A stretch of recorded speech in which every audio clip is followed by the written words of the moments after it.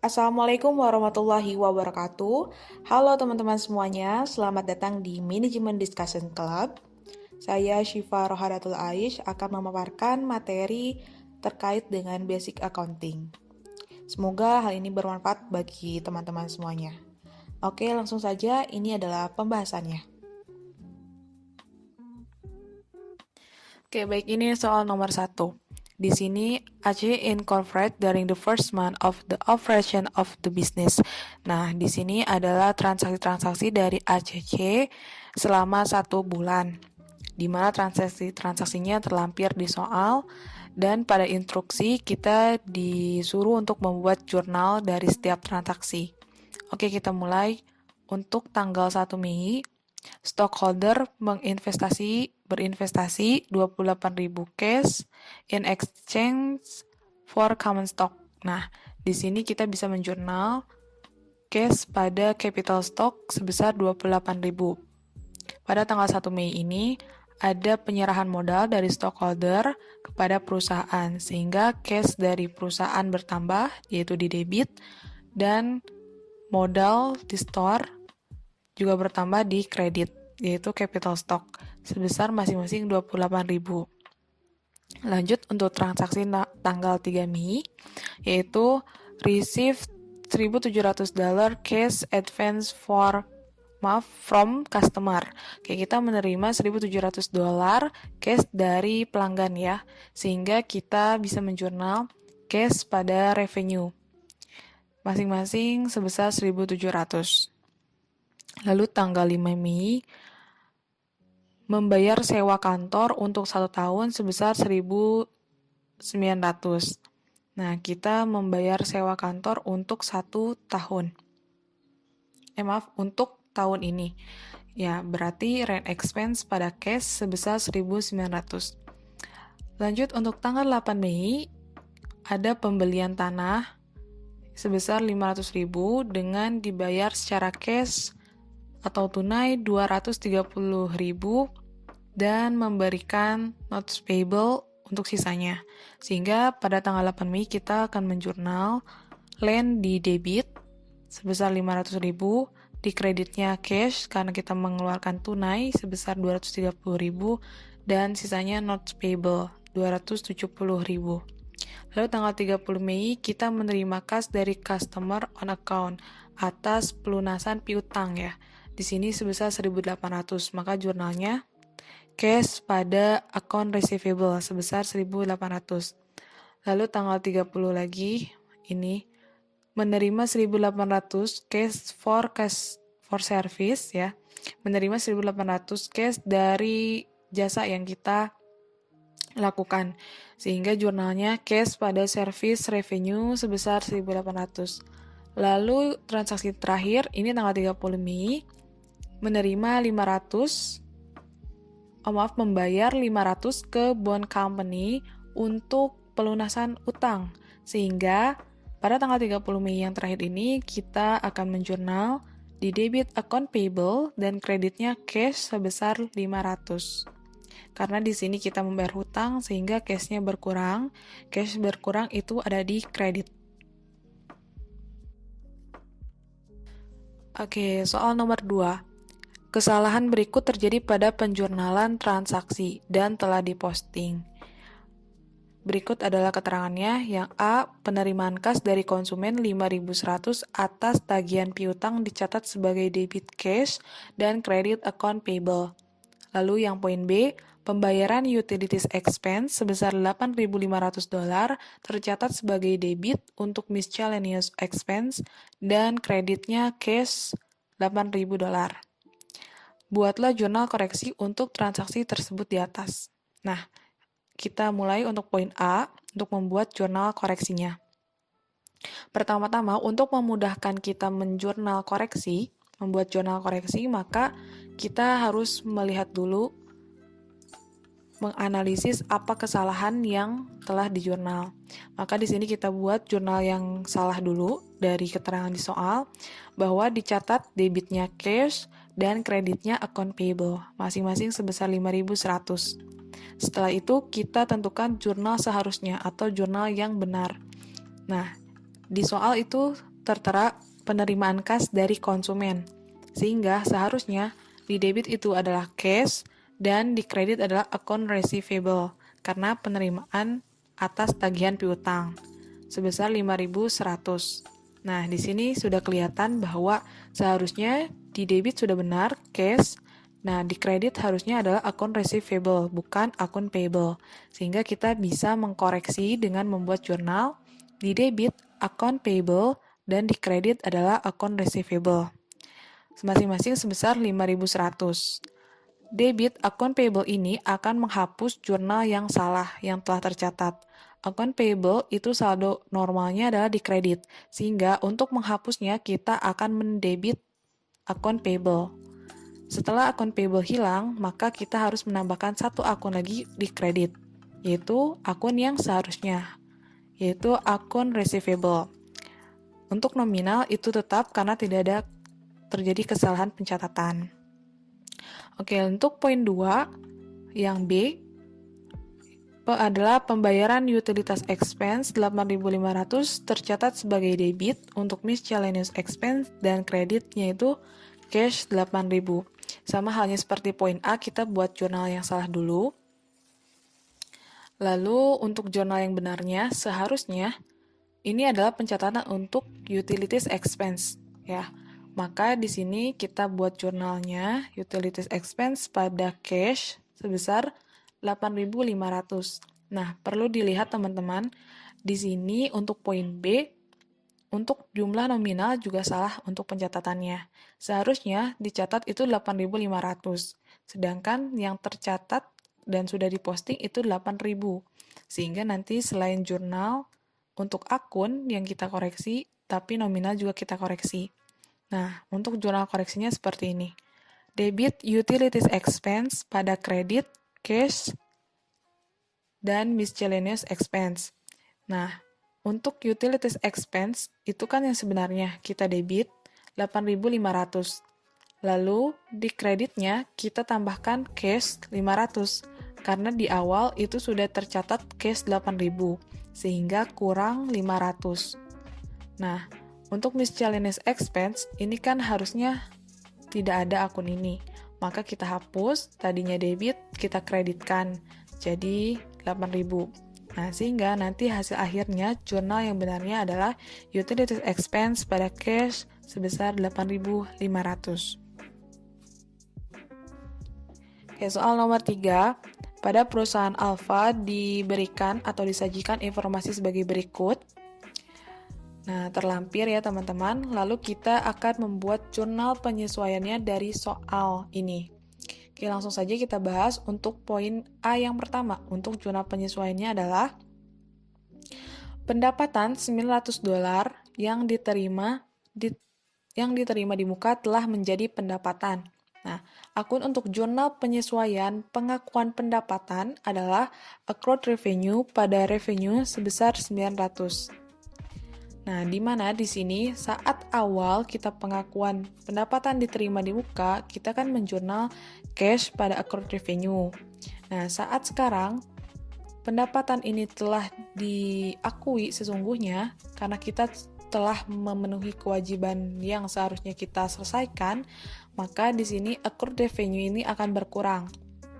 Karena di awal kan cash pada accrued revenue dikreditkan, sehingga accrued revenue ini akan hilang akunnya seiring dengan pelunasan kewajiban kita. Maka kita akan debit accrued revenue, begitu. Nah, akun kreditnya itu akan berganti atau beralih menjadi revenue untuk pendapatan asli dari perusahaannya, karena sudah diakui. Nilainya sebesar yang telah dilunasi kewajibannya, yaitu 900. Lalu poin B, itu gaji $600 yang belum dibayar. Nah, pada kasus ini, perusahaan harus mengakui utang gaji yang harusnya dibayar kepada karyawan tetapi belum dibayarkan. Karena pada 31 Desember kita harus membuat laporan keuangan sehingga utang gaji ini harus dicatat atau disesuaikan oleh perusahaan. Maka jurnalnya adalah salaries and wage expense pada salaries and wage payable sebesar 600. Nah, lalu poin C, perlengkapan sebesar 550 telah digunakan. Jurnal penyesuaiannya adalah equipment expense pada equipment. Untuk pemakaian equipment, ini penyesuaiannya ketika awal kita membeli perlengkapan, kita kan menjurnal equipment pada cash. Nah, seiring berjalannya waktu, equipment ini kita gunakan, maka equipment harus berkurang pada saat kita melaporkan keuangan kan di akhir tahun. Nah, maka pengurangannya ini harus kita sesuaikan. Nah, di jurnal penyesuaian itu adalah equipment expense pada equipment, sehingga equipment ini nilainya akan berkurang sebesar yang telah digunakan. Nah, di sini kasusnya berkurang 550, makanya jurnalnya equipment yang asalnya kita debit sebagai kepemilikan, itu kita kreditkan di sini. Karena untuk mengurangi nilai yang seharusnya ada di saldo akhir laporan keuangan gitu. Lalu untuk yang D, pendapatan yang diperoleh tetapi belum ditagih, totalnya $750. Untuk jurnal penyesuaiannya adalah unearned revenue pada revenue. Nah, di sini kita bisa mengakui sebagai pendapatan, tetapi akun untuk di debitnya unearned revenue karena kita belum menerima dari pendapatan tersebut, sehingga tidak boleh langsung cash. Nah, di sini untuk akun penyesuaiannya adalah unearned revenue pada revenue masing-masing sebesar $750.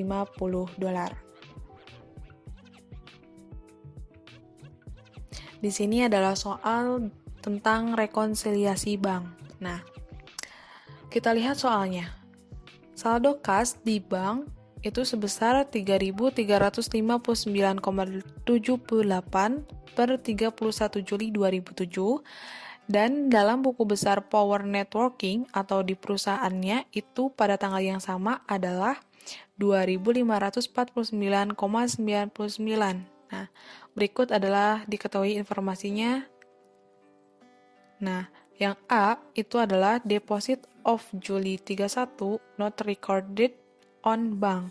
Jadi ada deposit in transit, ya, setoran dalam perjalanan yang belum dicatat oleh bank sebesar $816,20. Lalu yang B itu ada check outstanding atau cek yang beredar. Ya, ada nomornya di sini, nomor 812, nomor 878, lalu nomor 883. Lalu yang poin C, not ditambah interest $8 yang ditagih oleh bank belum dijurnal oleh perusahaan sebesar $408. Lalu yang D, ini ada cek dari customer dikembalikan oleh bank sebab dananya tidak cukup. Ya, atau ini cek kosong yaitu sebesar $300. Lalu ada yang E, ini adalah bank service charge atau biaya administrasi bank, ya, belum dijurnal oleh perusahaan yaitu $18. Lalu yang F ada cek nomor 879 senilai $732,26 untuk pembayaran hutang kepada Taylor Co. dicatat dalam jurnalnya 723,26, sehingga di sini ada kesalahan dalam pencatatan di perusahaan, ya. Nah, untuk itu, di sini instruksinya kita harus membuat sebuah rekonsiliasi bank sehingga saldo yang ada di bank dan di perusahaan itu harus kita cocokkan, begitu. Nah, langsung saja kita pertama di sini untuk rekonsiliasinya ada cash balance according to bank statement. Nah, di sini kita hitung dulu yang ada di bank, ya. Kita bandingkan di bank dan di perusahaan. Untuk di bank tadi di soal itu tercatat saldo kasnya 3.359,78. Nah, kita lihat di sini untuk poinnya kita analisis, ya. Lalu di bawah cara merekonsiliasi gini, ya. Pertama kita tulis dulu nih saldo kas yang ada di bank sama yang ada di perusahaan. Tadi kan di bank udah kita tulis tuh 3.359,78. Nah, lalu kita tulis lagi di perusahaannya, cash balance-nya itu di awal tadi adalah 2.549,99. Nah, setelah itu kita akan mengupas satu-satu dari transaksinya. Untuk poin A sendiri, Di sini ada deposit of Juli tanggal 31 ya. Di sini ada deposit dalam perjalanan yang belum dicatat oleh bank katanya gitu. Seharusnya ini dicatat sama bank tapi belum. Nah, 816,20. Sehingga seharusnya bank itu mencatat ya. Jadi penambahan di bank harusnya. Maka kita tulis di sini add deposit of July 31 ya di sini. Di sini 816,20. Nah, di sini sebagai penambah dari bank ya, teman-teman. Lalu untuk poin B, di sini ada check outstanding atau cek yang beredar. Nah, cek yang beredar ini akan mengurangi yang ada di bank, teman-teman ya. Karena ini itu harusnya sudah di perusahaan itu sudah dikeluarkan atau sudah dikurangi kasnya, teman-teman. Tetapi bank belum mencairkan dananya karena cek ini belum diberikan oleh nasabah sebagai pencairan dana di bank. Nah, makanya untuk rekonsiliasi ini karena perusahaan sudah menuliskan di cek ya, sehingga kas di perusahaan sudah berkurang, bank juga seharusnya sudah menulisnya gitu untuk mengurangi kas yang ada di bank. Sehingga di sini outstanding check atau cek yang masih beredar itu harus menjadi pengurang kas yang ada di bank. Nah, di sini kita masukkan saja sesuai dengan nomornya ya dan nominalnya. Nomor 812, nomor 878 dan nomor 883. Kita jumlahkan. Di sini langsung nominalnya adalah 1.544,99. Di sini sebagai pengurang ya, teman-teman. Nah, setelah itu untuk poin C kita lihat not ditambah interest $8 yang ditagih oleh bank belum dicatat oleh perusahaan. Nah, karena belum dicatat, harusnya ini sebagai penambah ya, teman-teman, yaitu sebesar $408. Nah, di sini kita tulis ya untuk add-nya. Lalu untuk pengurang, untuk yang poin D itu ada cek dari customer dikembalikan oleh bank sebab dananya tidak cukup. Nah, saat kita menerima cek dari customer, perusahaan biasanya menuliskan cek itu langsung untuk menambah kas. Jadi kasnya itu bertambah. Nah, tetapi saat cek ini kita serahkan ke bank, ternyata ini adalah cek kosong. Artinya ceknya itu nominal dana yang dimiliki oleh customer itu tidak bisa atau tidak cukup sesuai dengan nominal yang tertera di cek yang kita berikan. Sehingga bank itu menolak untuk mencairkan dananya. Nah, berarti kita nggak jadi nih, nggak bisa nyairin cek gitu kan. Tetapi perusahaan tadi keburu udah mencatat gitu kan, sebesar cek yang harus dicairkan ini. Nah, makanya kas yang dicatat sebesar cek ini tidak jadi didapatkan perusahaan. Makanya harus kita kurangkan gitu. Ya, asalnya kasnya udah bertambah, sekarang kita nggak jadi berkurang ya. Nah, sebesar 300. Ini namanya cek kosong ya, atau NSF nih. Ya, insufficient funds nih di sini. Maka di sini sebagai pengurang. Lalu poin E, ini ada biaya administrasi ini. Biaya administrasi yang biasanya langsung kepotong kan kas kita di bank itu. Sedangkan kita kan belum tahu nih, harus tahunya itu saat ngeprint rekening koran gitu atau pas ngecek saldo per bulan gitu kan. Nah, maka di sini akan menjadi pengurang kas di perusahaan sebesar $18. Lalu untuk yang F, ini ada cek nomor 879 senilai 732,26. Ini salah mencatat ya. Perusahaan salah mencatat, malah mencatatnya 723,26. Nah, maka di sini kita harus membenarkan juga error in recorded check-nya. Kita kelebihan, maksudnya kekurangan. Nah, kita kan menulisnya itu 723, harusnya itu kan 732. Nah, maka kan di sini ada selisih nih. Harusnya kita kan bayarnya lebih banyak ke Tyler Ko itu. Sedangkan kita nulisnya kekurangan gitu kan, malah lebih kecil. Makanya di sini kita harus mengurangi kas yang kita seharusnya itu lebih besar gitu. Menguranginya senilai $9. Ya selisihnya dari tadi yang cek seharusnya dengan yang tercatatnya. Nah, sehingga setelah itu, jika sudah semua transaksi tidak ada lagi yang teridentifikasi, maka kita bisa membalanskan atau menyesuaikan saldo akhir dari masing-masingnya. Untuk di bank sendiri, berapa tadi untuk penambahan dan pengurangannya, lalu di perusahaan juga sama, penambahan dan pengurangannya berapa. Nah, di sini kita lihat ada adjusted balance-nya itu sama-sama ya, untuk bank dan perusahaan itu senilai $2.630,99 gitu. Pada tanggal 1 April 2013, PT Sukses Sejahtera membeli mesin senilai 450 juta. Ongkos kirim mesin dan biaya instalasi mesin masing-masing yaitu 3 juta dan 22 juta. Minyak dan pelumas untuk digunakan pada mesin selama periode tahun pertama operasi adalah 1 juta rupiah. Peralatan tersebut diperkirakan memiliki masa kegunaan 4 tahun atau 20.000 jam operasi dan nilai sisa sebesar 55 juta. Berikut untuk pemakaian tiap tahunnya tertera pada soal. Lalu, instruksinya kita harus membuat jurnal perolehan mesin.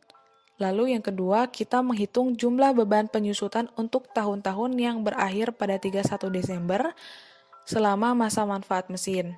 Dengan yang pertama adalah metode garis lurus, dan yang kedua adalah metode unit produksi.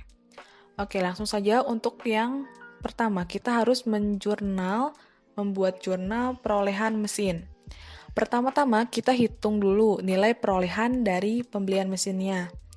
Lalu kita akan membuat jurnalnya. Di sini adalah perhitungan nilai perolehan. Yang pertama, kita masukkan harga beli dari mesin yaitu 450 juta, ditambah ongkos kirim 3 juta, dan biaya instalasi mesin 22 juta, sehingga nilai perolehannya adalah 475 juta.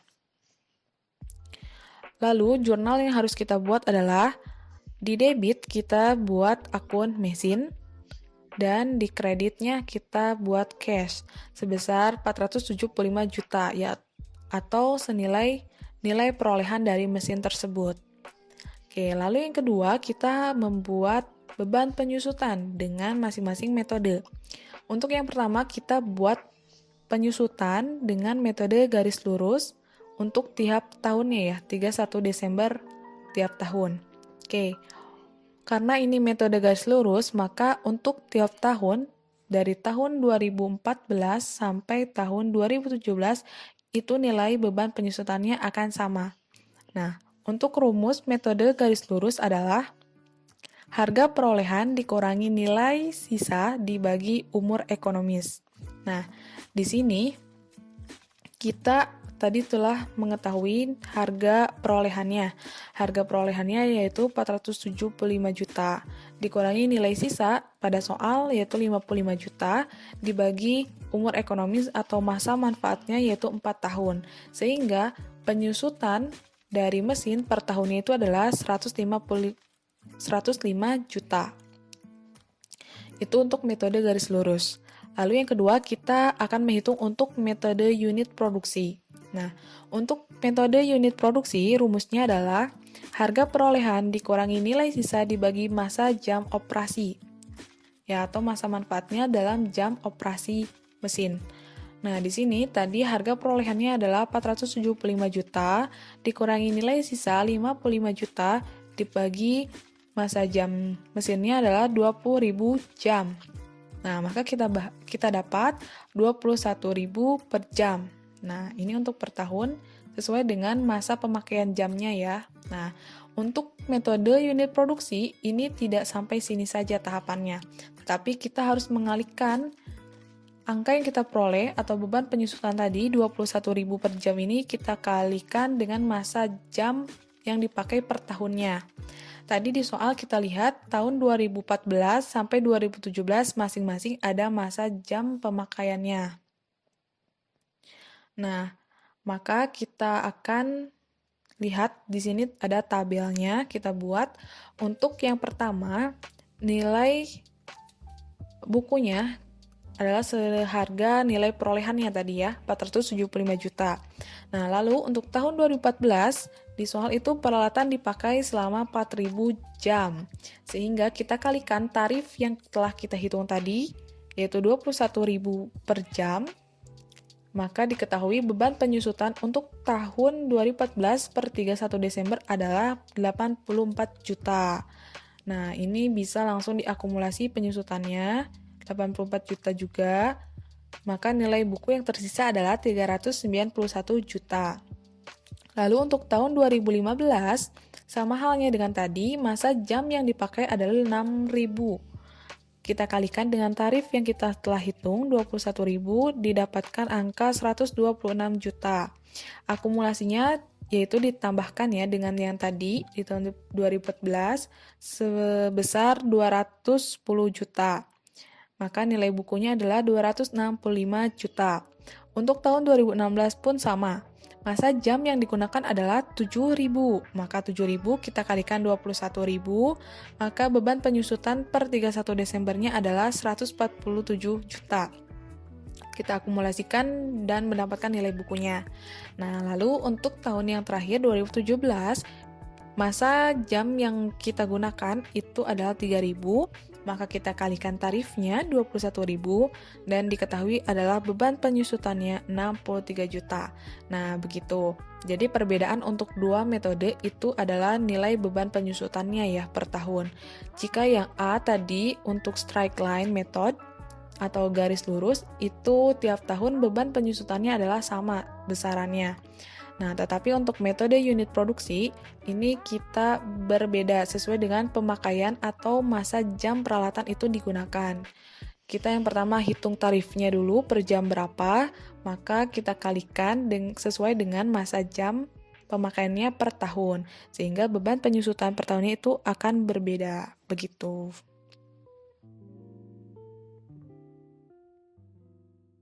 Pada tanggal 3 Mei, note receivable dari Prior & Co. didiskontokan oleh Daikon Company ke bank.